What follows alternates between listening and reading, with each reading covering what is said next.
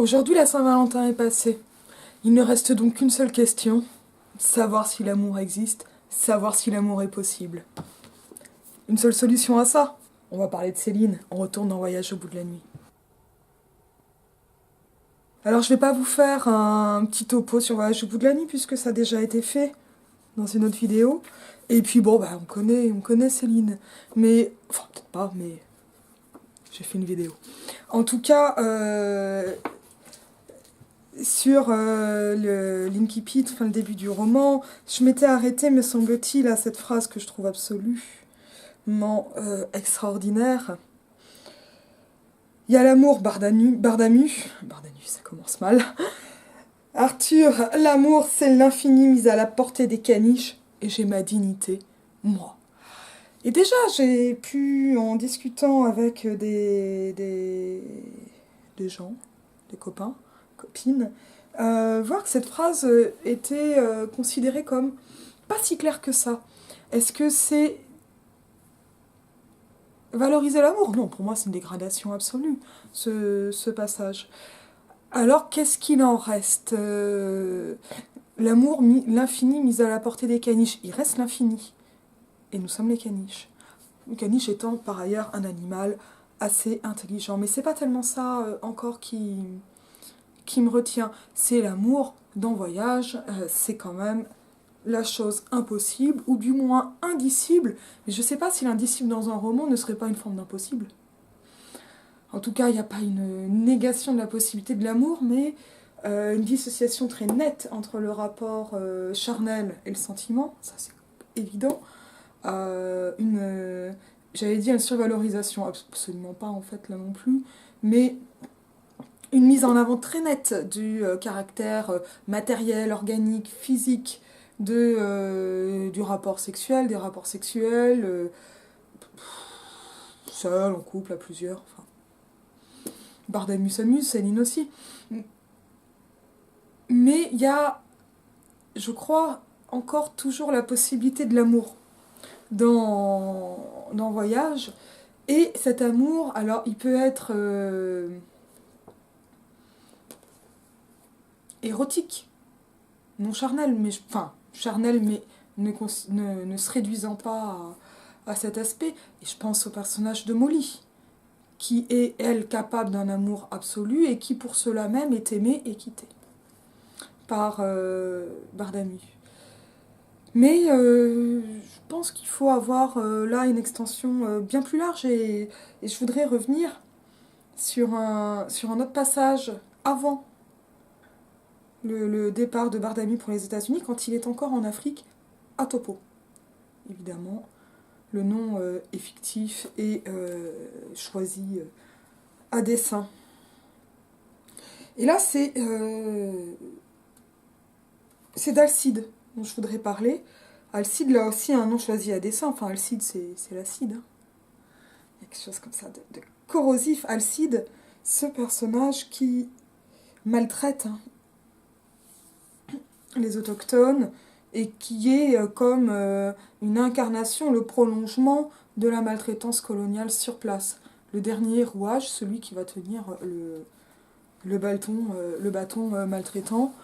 Bardamu étant ici plus spectateur qu'acteur, mais bon, l'ambivalence morale de Bardamu est quand même soulignée tout au long du roman. Et Alcide, cette immoralité ou amoralité d'Alcide se trouve complètement inversée. Je vais lire le passage. Donc je suis page 157 en bas de l'édition Folio, ouais, c'est ça, c'est un folio, avec le superbe dessin de Jacques Tardy. Sur les derniers temps, il me vint une fois l'envie d'écrire à Monsieur Puta pour le taper. Là aussi, putain. Alcide se chargerait de poster ma lettre par le prochain Papa Outa. Le matériel à écrire d'Alcide tenait dans une petite boîte à biscuits, tout comme celle que j'avais connue à Brandelor, tout à fait la même.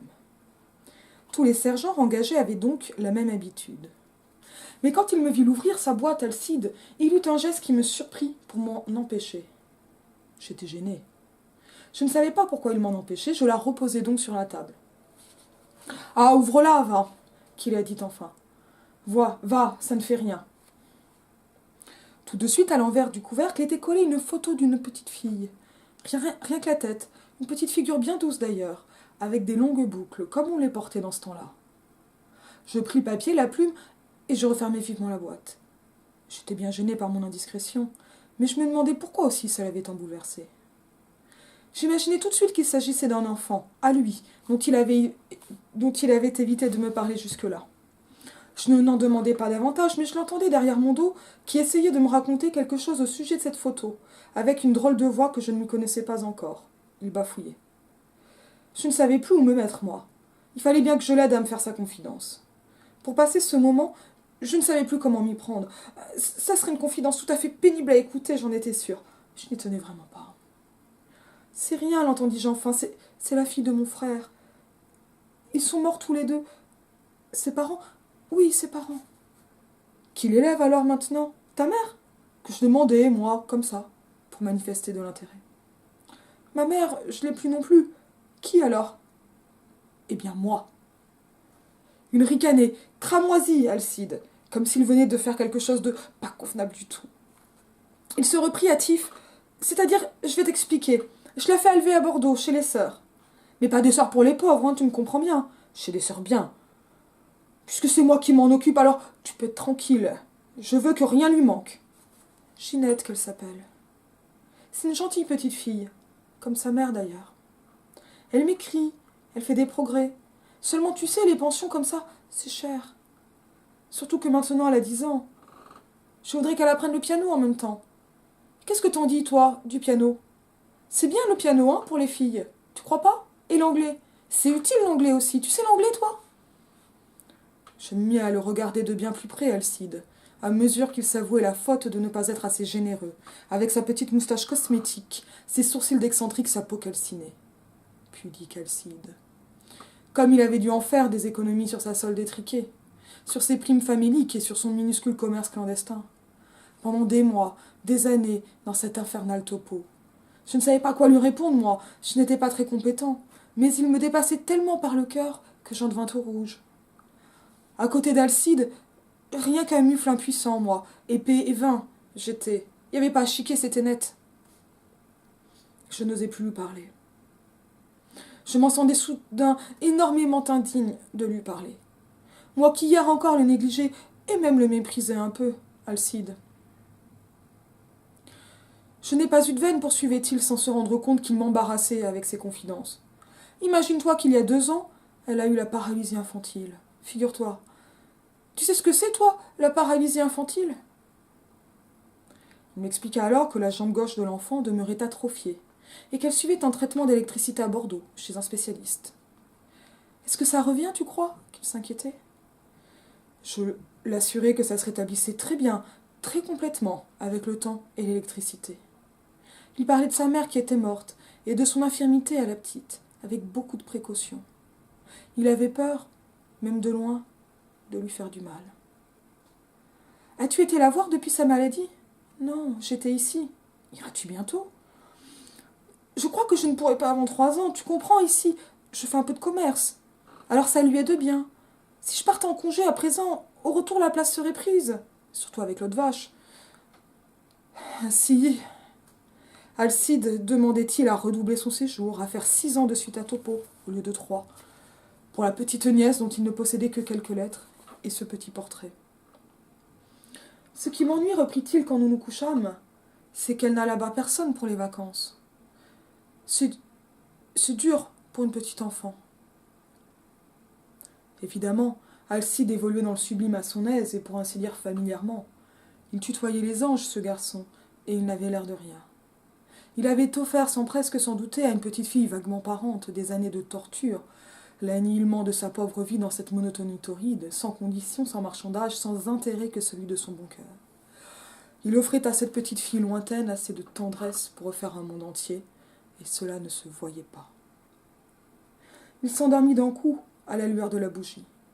Je finis par me relever pour bien regarder ses traits à la lumière. Il dormait comme tout le monde. Il avait l'air bien ordinaire. Ça serait pourtant pas si bête s'il y avait quelque chose pour distinguer les bons des méchants. Je suis page 160. Alors pourquoi ce passage? C'est toujours, il a ce petit effet là qui me pique dans l'œil. Une, une vraie émotion littéraire et qui sait peut-être morale. En tout cas, une émotion qui pour moi est assez entière et qui questionne la possibilité de l'absolu chez Céline. En tout cas, je vais rester dans Voyage. Et bien plus encore, je crois, on va voir ça. Mais surtout aussi parce que cet extrait, je l'ai donné en explication de texte à mes étudiants le semestre passé, et il a suscité de vifs débats. À savoir, Alcide est-il ou non un personnage moral? Alors, ambivalent entre l'abnégation et la maltraitance qu'il occasionne, ça, aucun problème, mais est-ce que cette abnégation en est vraiment une? Pour mes étudiants, ce n'était pas le cas. Ou pour une part de mes étudiants, pour des raisons alors qui tenaient à la civilisation, donc qui avaient du mal à se rendre compte que le trajet est très long, alors qu'il est ce même trajet pour rejoindre la France, la France depuis Topo est décrit dans le roman. Ils avaient du mal à comprendre le principe d'impossibilité en fait et d'exil. L'insistance sur le petit commerce et la place qui serait prise, la mention, a été vue comme une insistance et comme un prétexte moral et stratégique, c'est-à-dire que la petite fille servirait de prétexte à Alcide pour continuer à rester en Afrique, à faire donc ses trafics et son petit commerce clandestin.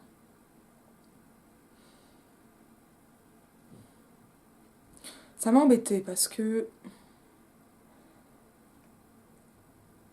ça, d'une certaine façon, ce qui compte, je crois, n'est pas tellement de savoir si le personnage est moral ou pas, mais de voir que Bardamu le voit comme un personnage moral et de comprendre ce que cela fait au texte, et peut-être au lecteur ou à la lectrice derrière.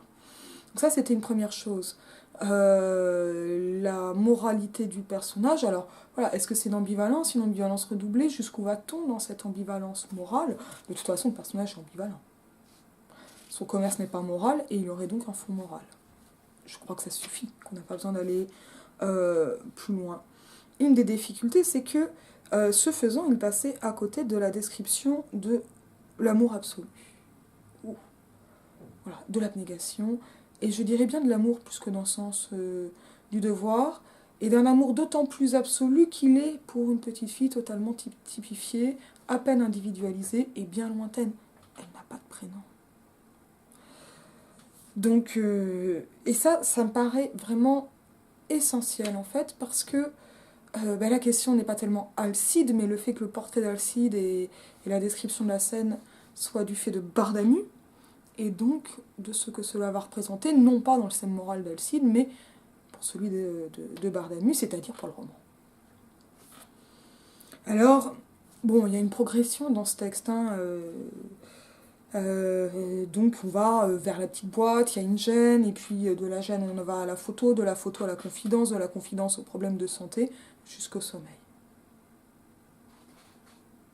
Qui amène le bilan, la description donc, du sommeil d'Alcide et le retour de Bardamu sur ses propres réflexions.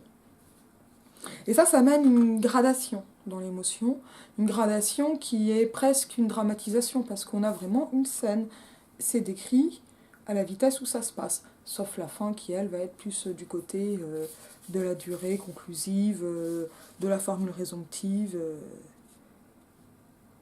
etc., avec la fin du dialogue, donc sur les 2 derniers paragraphes du texte. D'ailleurs, si c'est écrit à l'imparfait, hein, évolué, il offrait, donc il s'endormit, il avait l'air ensuite, voilà, ça marque la bascule dans une autre temporalité. Alors comment s'est mis en place tout ça dans le texte? De plein de façons. Alors, monsieur Puta pour le taper, hein, on reste dans du quasi-calembour, du retour de son, Euh, Ça va tout de suite après avec Papa Outa, presque du Stromae. Euh, mais voilà, on a quelque chose comme ça, d'un peu rigolard, un peu bonhomme. Et qui va commencer par quelque chose de complètement typifié, présenté comme universel. Une boîte comme celle que Bardamu avait, mais comme les boîtes de tous les sergents engagés, qui ont la même habitude. Hein. Donc, une petite boîte à biscuits, comme celle que j'avais connue, tout à fait la même, tous les sergents, etc. Mais, et là, bim, on rentre dans la particularité. Et donc c'est ce qui va permettre de faire qu'Alcide va se détacher du type auquel il était renvoyé. Et donc c'est par cette bascule qu'on met en place, enfin que Céline met en place l'ambivalence, l'ambiguïté du personnage.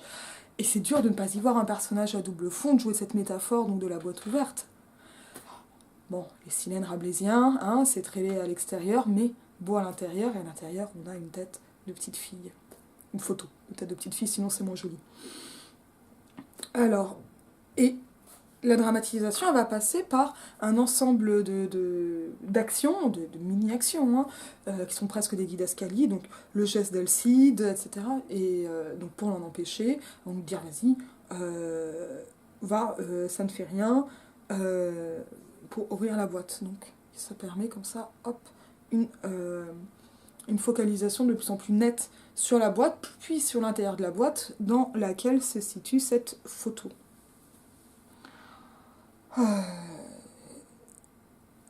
Une photo d'abord énigmatique. Alors, la photo d'une petite fille. Ici, on aurait pu avoir deux petites filles pour la typifier, mais on voit bien que se met en place une singularité, mais une singularité sans prénom. Ce qui compte, ce sont en fait les attributs qui vont être attachés à la petite fille. Et en fait, à chaque fois qu'on va aller vers plus de précision, on verra et en même temps la non-connaissance de cette petite fille, qui n'a donc toujours pas de prénom, et que cela va avec le fait de son éloignement. Et cela, par contraste, va d'autant plus valoriser la tendresse qu'Alcide lui porte, puisque justement, elle va se porter sur du presque rien. Et c'est ça qui permet l'absolu. Rien que la tête, une petite figure bien douce d'ailleurs, des longs boucles, comme on les portait dans ce temps-là. Et paf, hop, réinscription temporelle sur cette photo d'un visage de petite fille. Le visage n'est absolument pas décrit, hein. On n'a que les boucles de la petite fille. Le papier, la plume, je refermais vivement la boîte, bam bam. Hop, succession d'actions pour montrer la gêne de Bardamu, gêne qui est répétée, hein, j'étais bien gênée par mon indiscrétion, mais je me demandais pourquoi ça l'avait tant bouleversée. Donc comme ça, là en plus, on a une première marque d'une émotion d'Alcide, et par ce résumé bouleversé, on résume ce qui s'est passé avant, mais on va l'avoir non seulement ça va résumer l'ensemble des actions d'Alcide, mais ça va donner une première émotion. Alors ça pourrait être emphatique, hein. Oh là là, dis donc, ça te bouleverse en toi d'avoir un peu trop de sel dans ton plat. C'est un truc qui me vient pas la tête. Mais là aussi, ça va permettre de passer du ton peut être rigolard au vrai bouleversement. Donc on a un pivot autour de l'adjectif. Un premier possible et envisagé, hein. J'imaginais tout de suite qu'il s'agissait d'un enfant. On voit comment passe d'une petite fille à un enfant, hein, dont il avait évité de me parler jusque-là.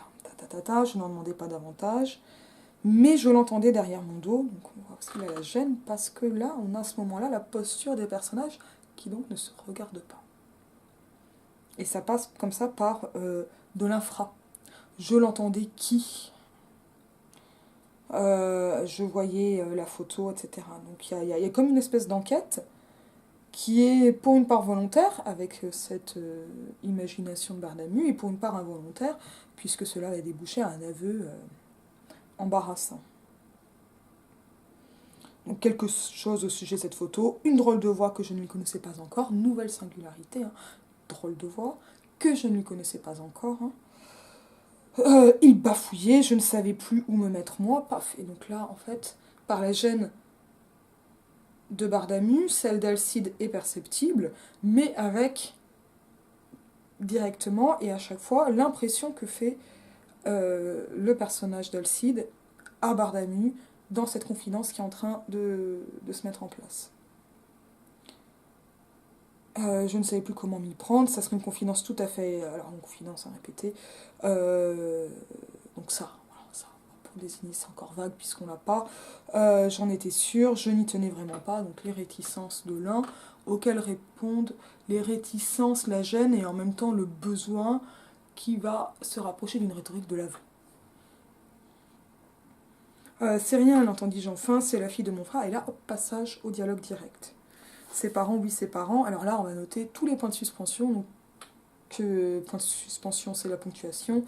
En figure de style, on appelle ça l'aposiopèse, qui vont montrer comme ça les blancs du silence. Et ce sont ces blancs qui vont faire l'émotion.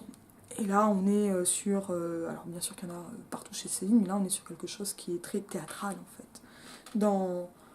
Dans ce passage, et avec cette gêne embarrassée, mais en même temps conciliante de Bardamu, puisqu'il va lui poser des questions, semi par politesse, semi par pour aider à se soulager finalement. Et peut-être qu'il y a quelque chose de l'ordre de cette ambiguïté dans le texte lui-même. Donc qui l'élève, qui alors, etc. Et donc là, en fait, toute la confidence se fait sous le sceau de la maïotique. Ça se met en place. Tout doucement, et on y va jusqu'à cet aveu. Donc ma mère, je ne l'ai plus non plus, donc qui l'élève, et bien moi. Et cet homme, c'est lui. Il ricanait, cramoisi, Alcide, comme s'il venait de faire quelque chose de pas convenable du tout. Et ça, c'est très intéressant parce que finalement, l'indécence est dans la moralité cachée quand l'immoralité peut elle-même se montrer. Et ça, c'est très célinien. On ne peut pas montrer l'absolu et on ne peut même pas avouer qu'on y croit ou laisser croire qu'on y croirait. Donc le moment d'un absolu ici, d'un amour, non amoureux ni érotique évidemment, mais d'un amour quasi paternel pour cette petite fille, et bon, peut-être dans le sens du devoir, mais je pense qu'on est plus du côté de l'amour, de l'attachement, de la tendresse et peut-être de l'apitoiement, des choses de cet ordre-là, un apitoiement positif. Et bien c'est de l'indicible, donc ricanement, cramoisi, et on le voit avec la phrase qui est complètement heurtée, ricané, cramoisi, Alcide, comme s'il venait, pas convenable du tout, il se reprit, hâtif, etc. Paf, la gêne. Et là, hop, toute une tirade très entrecoupée, donc pour montrer toujours la gêne du personnage, hein, orale. Ah si, on a le prénom, elle s'appelle Ginette, pardon. C'est le prénom de ma grand-mère. Donc c'est le moment où on va individualiser la petite fille qui est chez les sœurs, des sœurs bien à Bordeaux. Et donc là, on est sur le soin. Que faire pour cette petite fille avant la deuxième tirade qui sera sur la petite fille malade. Donc je me mis à le regarder de bien plus près, Alcide, à mesure qu'il s'avouait la faute de ne pas être assez généreux. Voilà. Donc finalement, il y aurait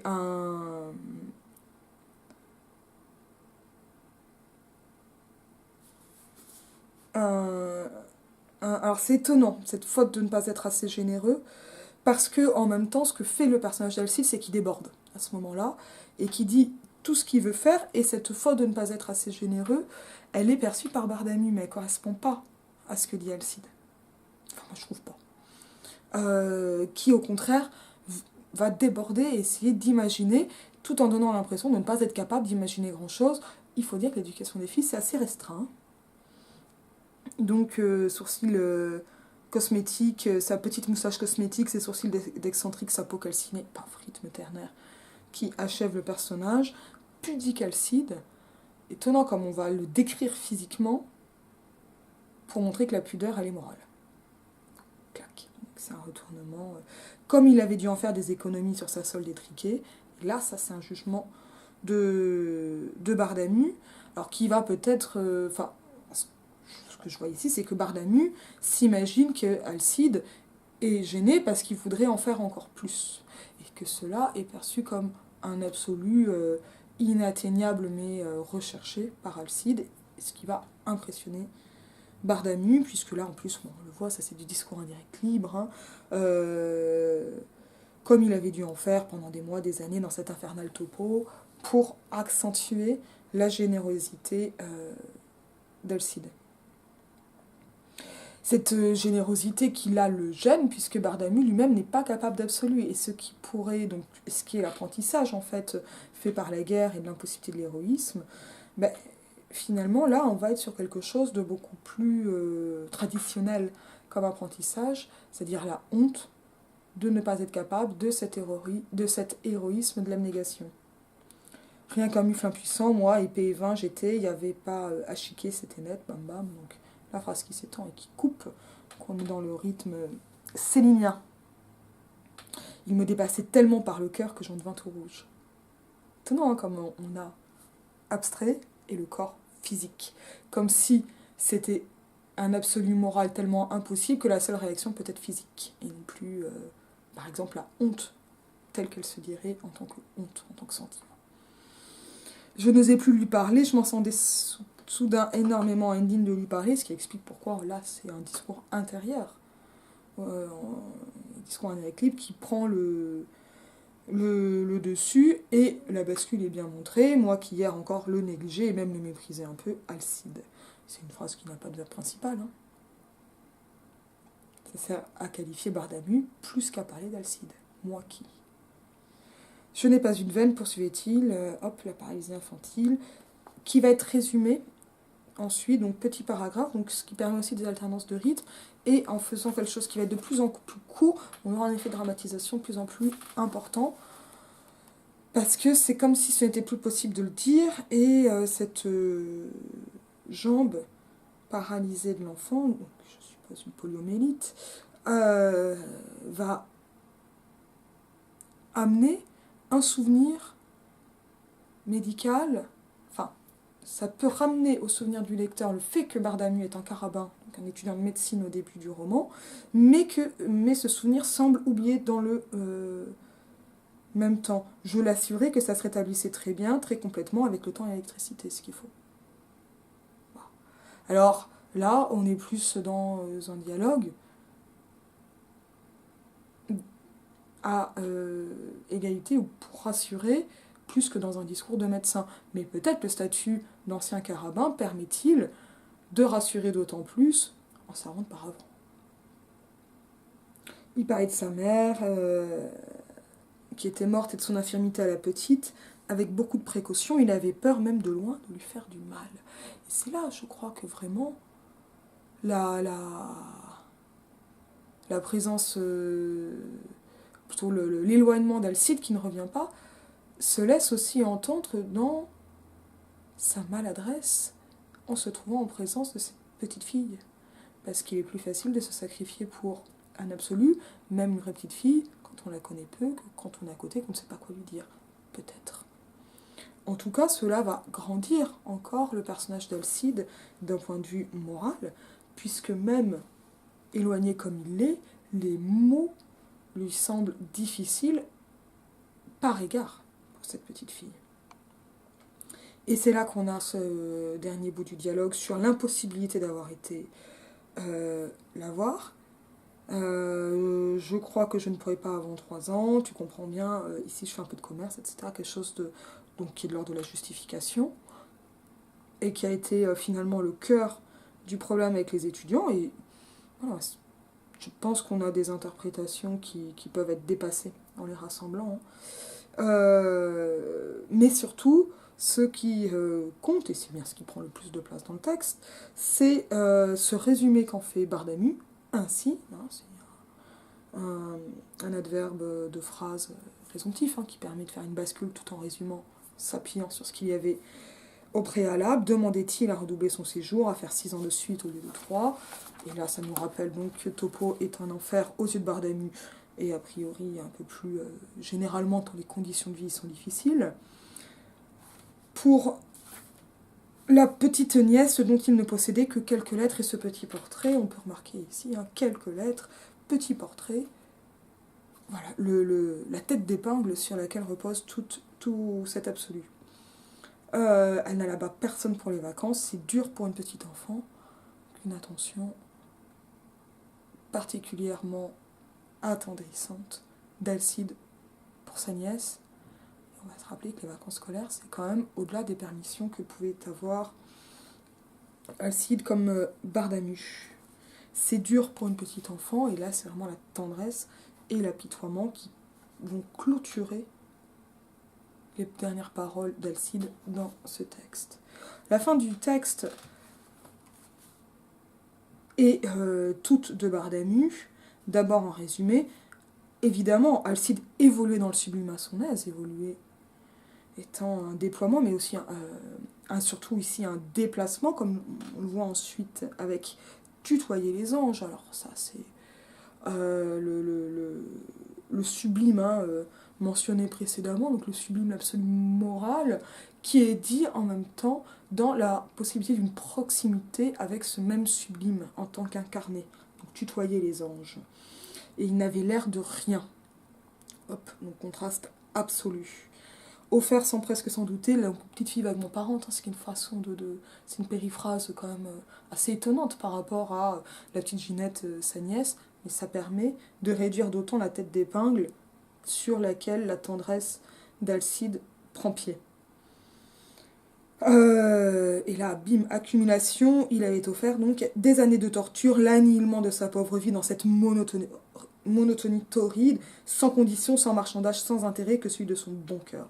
Et là, on voit en fait, bim, un rythme ternaire, mais sur le dernier groupe s'ajoute un nouveau rythme ternaire, ce qui permet d'avoir, par ce jeu d'emboîtement, un effet d'amplification et de débordement. Céline adore ça, il en fait partout.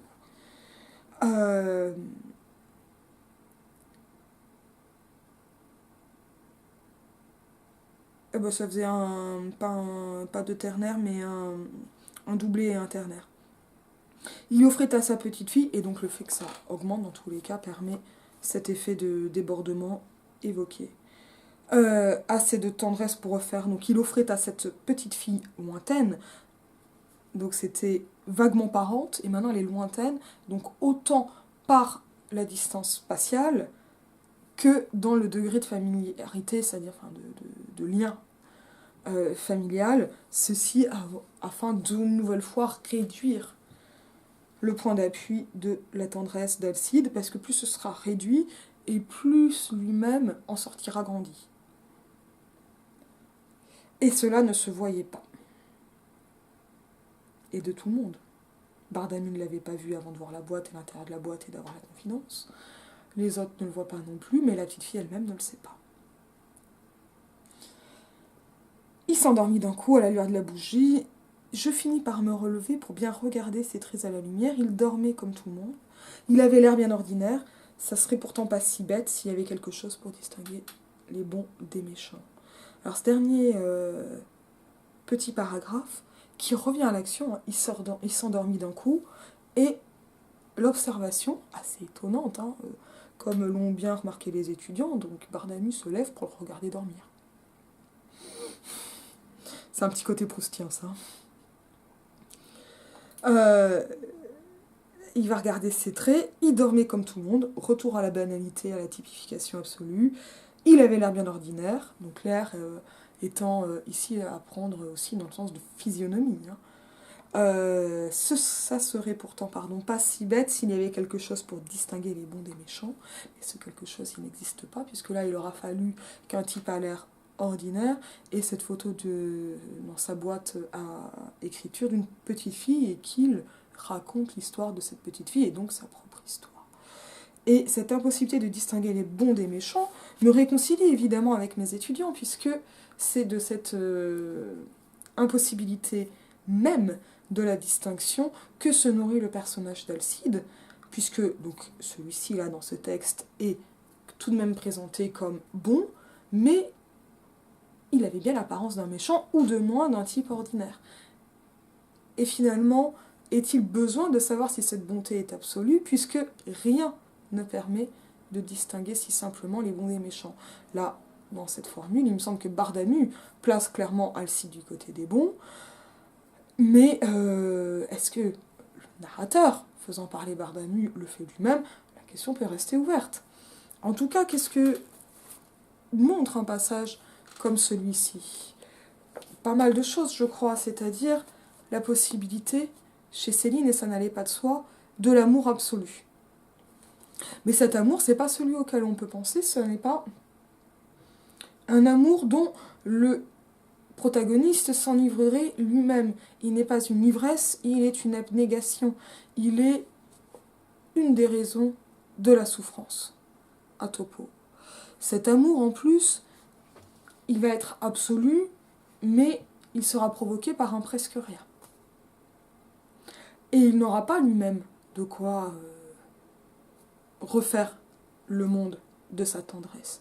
Donc il est, par la distance spatiale, comme finalement donc familiale, mais aussi la différence entre les individus, là, ici Alcide et sa nièce, il est rendu impossible ou incommunicable ou difficilement communicable, en tout cas aux personnes qui en seraient, qui seraient les premières concernées.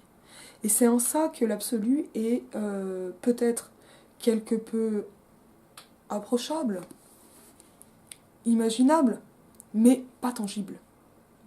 Il reste sous le sceau du soupçon et de l'éloignement. Alors, l'amour possible, chez Céline, bien sûr qu'il est possible. Mais on va en voir le spectacle. On va voir qu'il est là. On n'en fera pas grand-chose. J'espère que ça vous aura intéressé. Je vous dis à bientôt.